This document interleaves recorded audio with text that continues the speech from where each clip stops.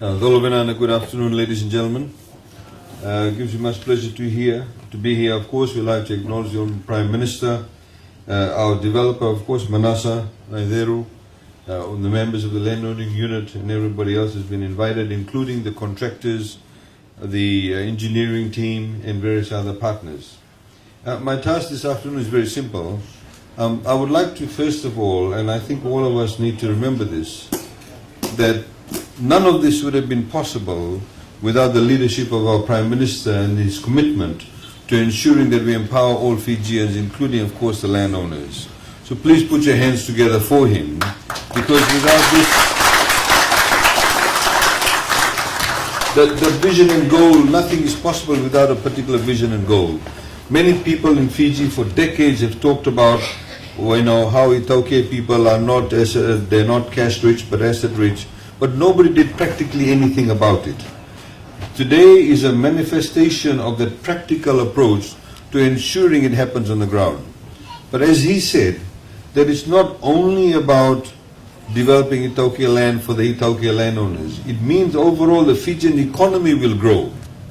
Because when land is made available, he will not only get the full benefit of that lease when people buy the lease, it will make land available for people who can now come and lease it, pay the market rate, get a 99-year lease, and then they'll go to banks, they'll borrow money, they'll build their homes.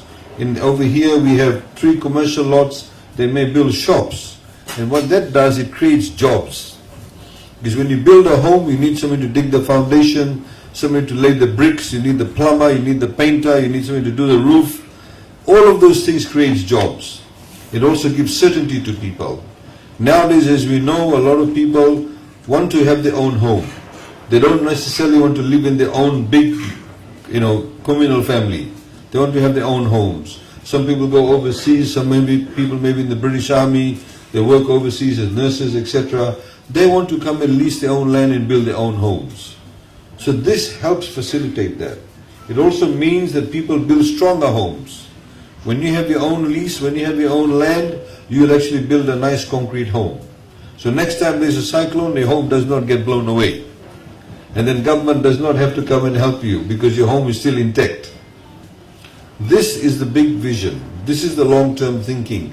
This is the practical thinking of what the Fiji First government is doing under our Prime Minister's leadership. As he highlighted, we have carried out a number of these projects. We're currently on foot in a number of areas. This is the first one in Tavua. Most of the other projects where iTaukei landowners or individual landowners have come forward have been in the Latoka, Nadi, Nanronga area. We've got 2 in the Tailevu area. We're hoping that more people will come forward. And this is an opportunity for you. Please take advantage of that. Just to highlight to you, for example, the cost of this development will cost government about $2.7 million. It will mean that proper subdivision will be done, proper roads will be done, water systems will come onto the property, there will be footpaths, there will be street lights, the roads will be built to good condition, so the value of the land goes up. And the value of the land goes up when all those amenities are put in place, more people will be willing to pay more for the leasing of iTaukei land. So we want to develop quality projects. This is costing us $2.7 million. It's been contracted out to BW Holdings, 34 residential lots, 3 commercial lots, and 1 civic lot. For example, today we were in Vunda.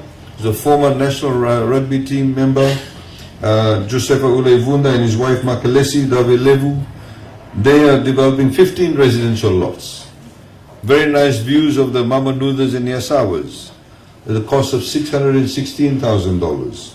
Nasangela, which is in Tailevu, the Haraiwaiwalu investment company, 15 residential lots, 1 commercial lot, at a cost of $2.82 million.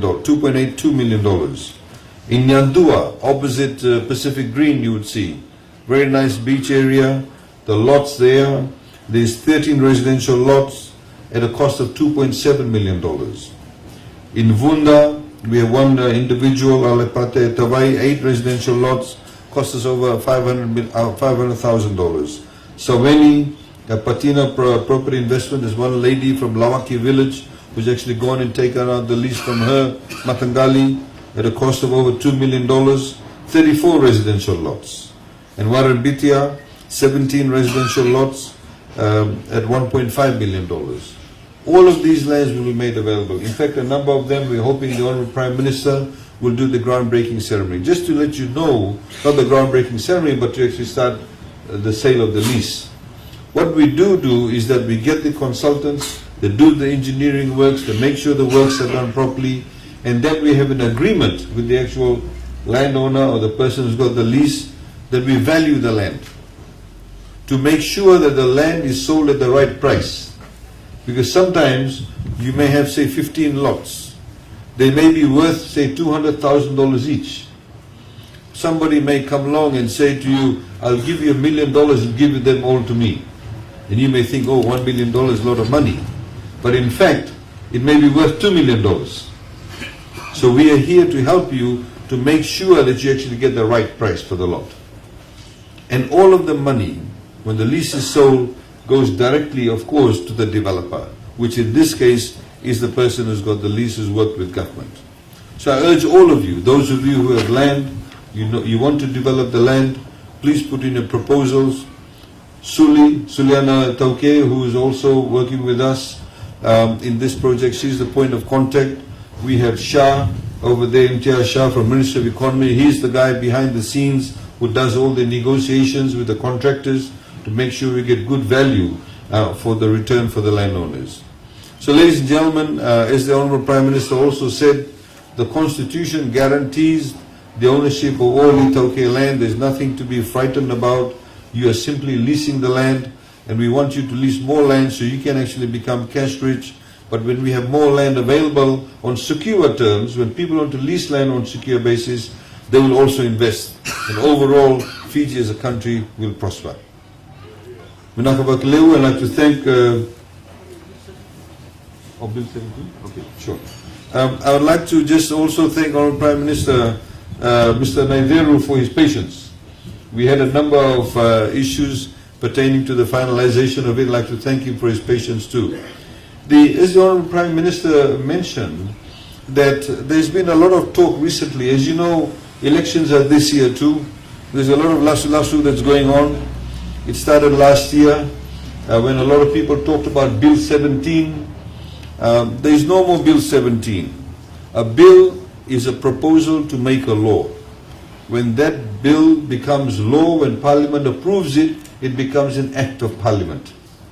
Whatever was in Bill 17 is now Act 22 of 21. In other words, it was a 22nd law passed in the year 2021. Now, for any Itaukei land to be leased before the law was passed, any Itaukei land to be leased, there are 5 things the landowners must do.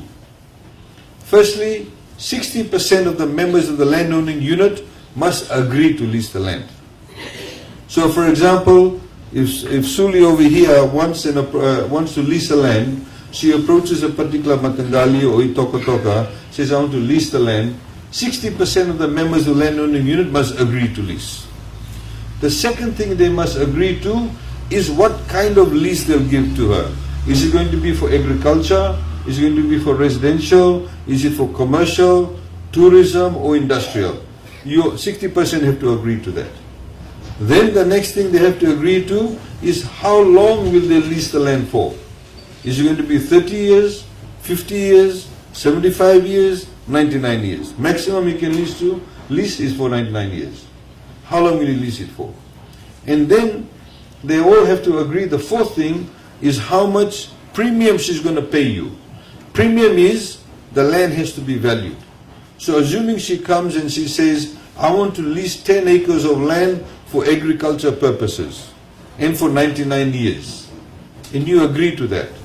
Then you have to agree how much money she has to pay to buy the lease. So you go to independent valuer. Normally it's done by TLTB. TLTB will not get an independent valuer. And he will say, look, this is actually very good agricultural land. The value of this lease is $40,000. That's the premium. So she then has to agree to pay the $40,000 to the landowners. through TLTB.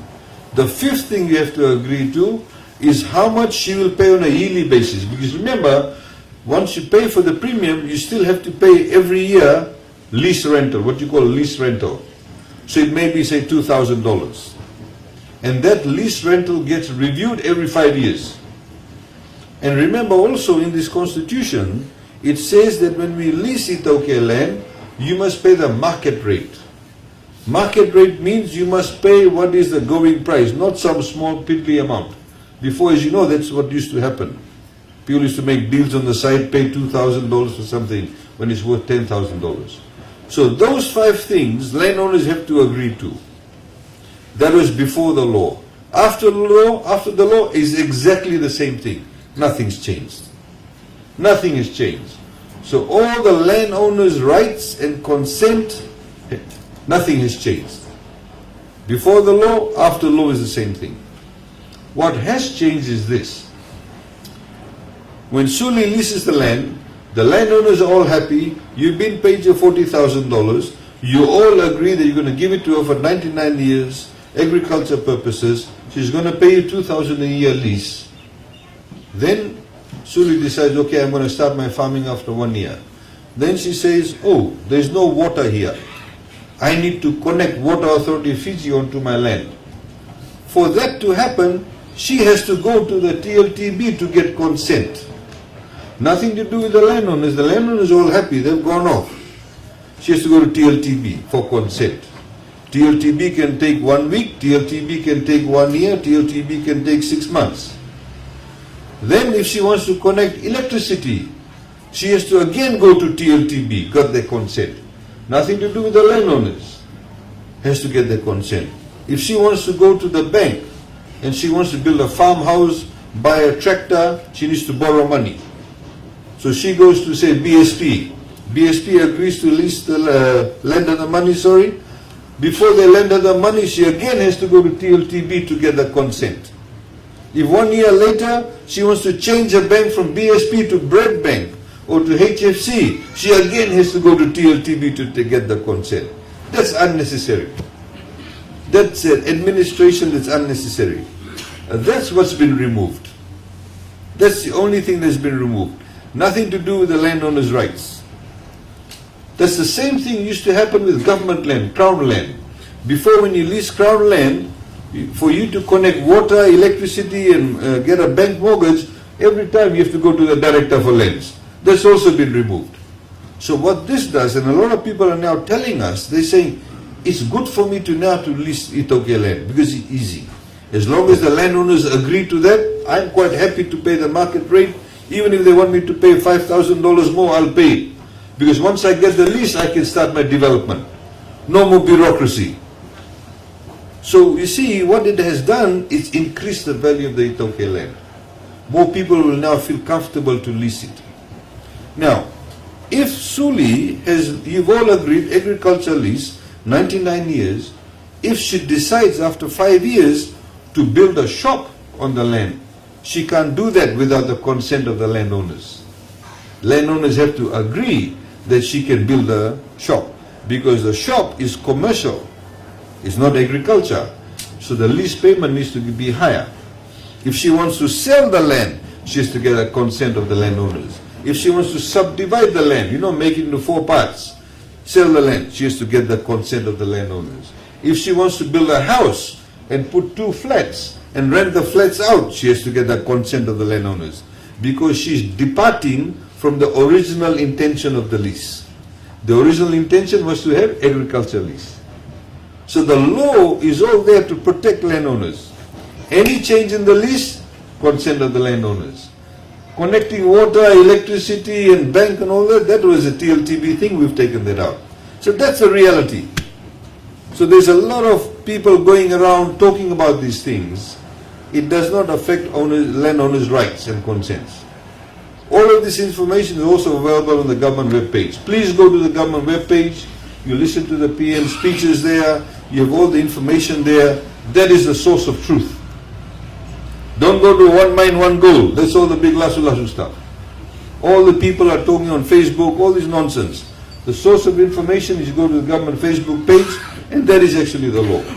Because if what they are saying is true, this has become law since last year. People's land would have been just taken away from them. But not a single millimeter of iTaukei land has been leased to anybody without their consent. Because the law is there to protect it, and the supreme law in Fiji, which is the constitution, is also there to protect it. Vinaka, thank you.